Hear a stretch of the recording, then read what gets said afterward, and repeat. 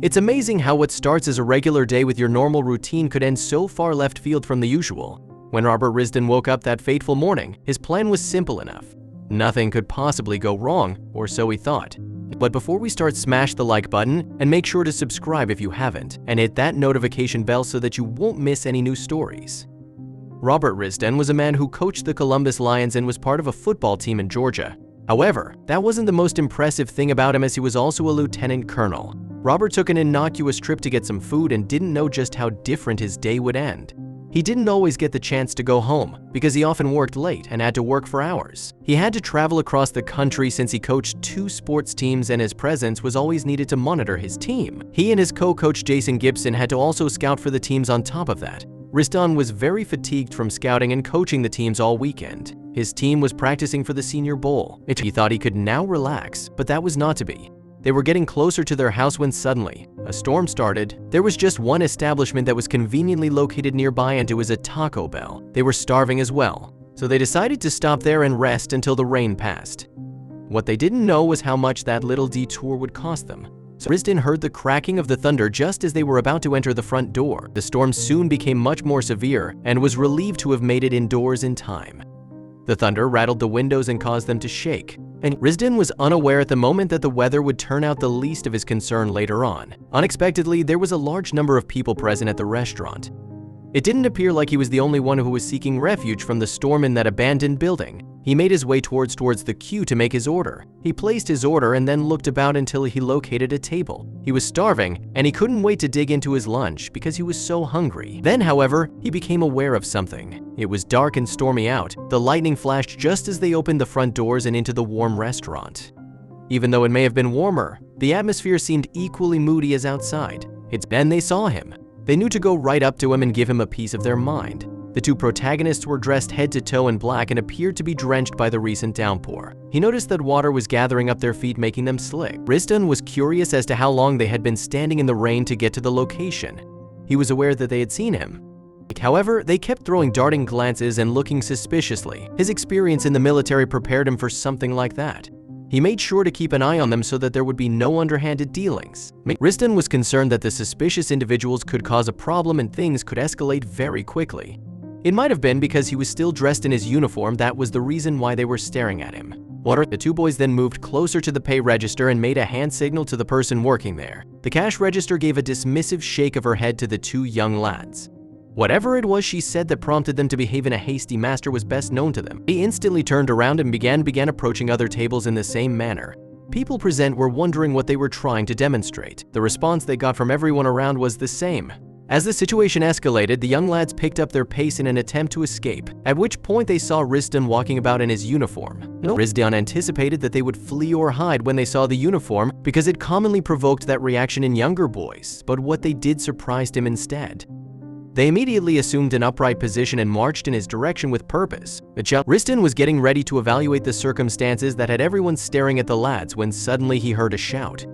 One of the staff members of the restaurant tried to send the lads away, but they persisted in their goal. When they went around the walkway and came to a standstill in front of Risdon, they were completely drenched.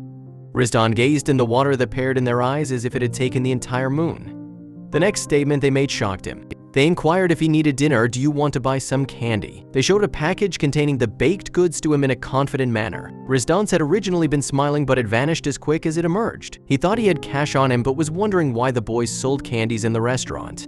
Gibson, who was also part of the coaching staff, was the one who responded that he didn't have any. He broke the sad news to the boys that he was short of funds. He watched as their shoulders sagged and their heads dropped in disbelief. What was going on here? Lisbon questioned, "What are you selling them for, boys?" The guys responded that they were attempting to raise money for their church in the next service. The group prepared to leave the restaurant before they were called back by Risdon. He had noticed something else. Risdon then took a good look at the boys. It looked like they hadn't eaten a meal in weeks and had been out in the rain selling their product for a while. He smiled at them and said, "During my time in the army, I experienced being hungry, cold, and wet more often than I can count." They considered it a great achievement to be able to consume tacos while sitting inside with warmth. "Could you guys eat 10 tacos in one sitting?" Robert asked. Both lads stopped and faced each other in surprise with big smiles on their faces. They nodded proudly. After Robert had gotten up from the chair, he took them over to the cash register. He told the youngsters that they were free to order whatever they wanted on the menu, and their expressions became animated. Risdon was taken back even further as they reached an agreement. They put a call through their father and requested that Risdon have a conversation with him as evidence that they were not using the money that belonged to the church to pay for their food. But Risdon's heart got hurt as he saw their act of obedience, although they had been walking in the rain and skipping dinner to help the church. Risdon, who got so proud and overwhelmed by their action, assisted them in placing their order for 5 tacos each, and Gibson was there to capture the wonderful moment on camera. Gibson was surprised to see how both of them ate their first tacos in a couple of seconds. He had never witnessed somebody consuming a meal in such a quick manner before. The two adults were blown away by the level of respect the two boys displayed toward them, and stated that every of their conversation with the boys was mostly based on a yes sir, no sir situation. Whoever seems to be in charge of their upbringing was doing an excellent job. All of a sudden, one of the boys had something special to say to Risdon.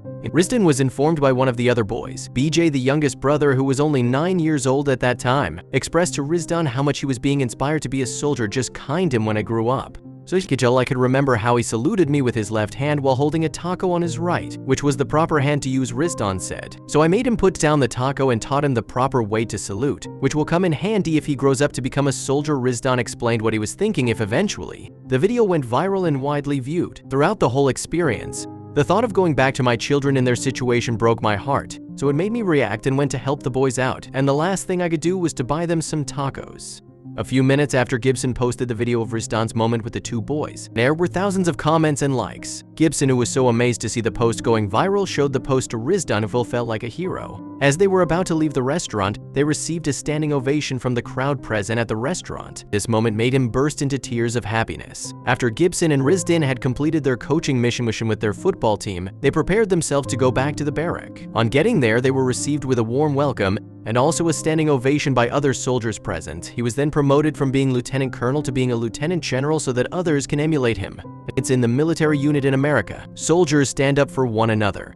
They help to fight discrimination against one another. But for this hero, it was an act which he did of which he wasn't expecting any praise, saying we live in a world where an act of kindness is expected of us daily. The little thing that you do to put a smile on somebody's face today may seem small to you but means a lot to others. In life, try to put a smile on someone's face with the little you have.